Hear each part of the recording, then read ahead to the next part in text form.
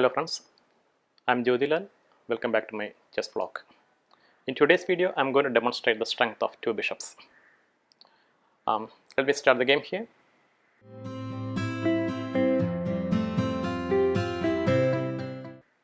White played e4, e5, knight c3, knight c6, knight f3, g6, d4, e into d4, knight into d4, bishop g7, bishop e3, knight g e7, bishop c4, d6,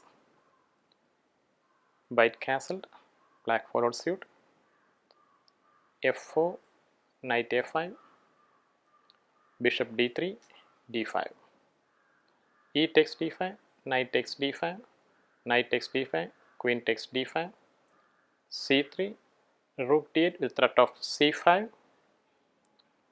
queen c2, knight c4, bishop takes c4, queen takes c4. Now we have the decided position here. You can see black has got two bishops, white has got bishop against knight. So how do we decipher this position? What are the important steps to be followed when you have the bishop pair? The first point note is that deprive the opponent's knight or knights of the central operation bases. Second, you have to identify your unopposed bishop and play along the color of the unopposed bishop mainly. Third point is open the position and play a completely open game, play on both sides of the board simultaneously using the strength of your two bishops. Then we have two more concepts, but they are not so important. That is, press the knight back into an unfavorable square and restrict the opponent's lone bishop if possible. But both these points require careful pawn moves, so it is rather risky. So let us apply the principle here. White has got a centrally placed knight, it has to be driven away from the central outpost.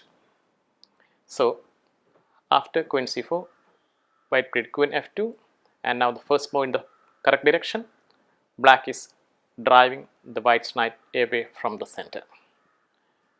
Knight f3, now threat is bishop into c5, so b6. Knight e5, queen back to e6, queen f3, threatening queen into a8, so bishop a6.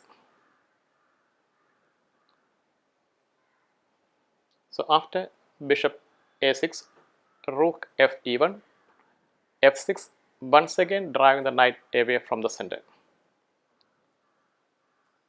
Knight g4, h5, knight f2.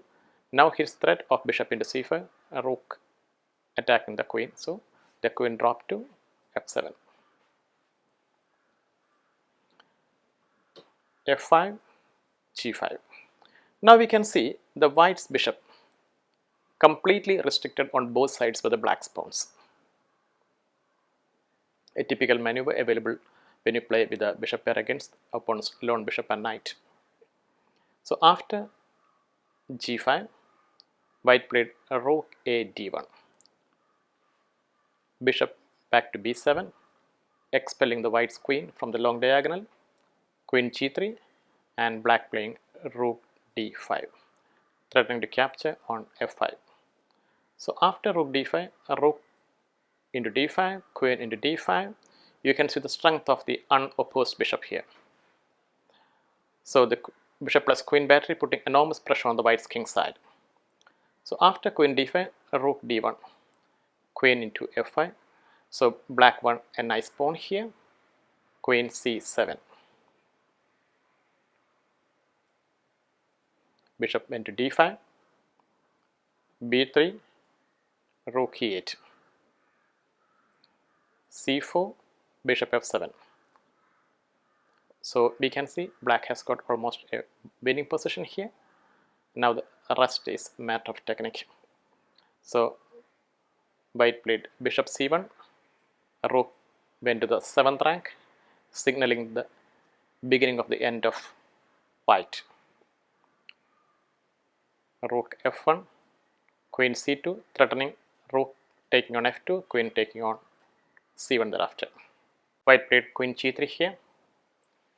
Black took yet another pawn, queen into a2, queen b8, h check, king h7, queen back to g3, and bishop g6,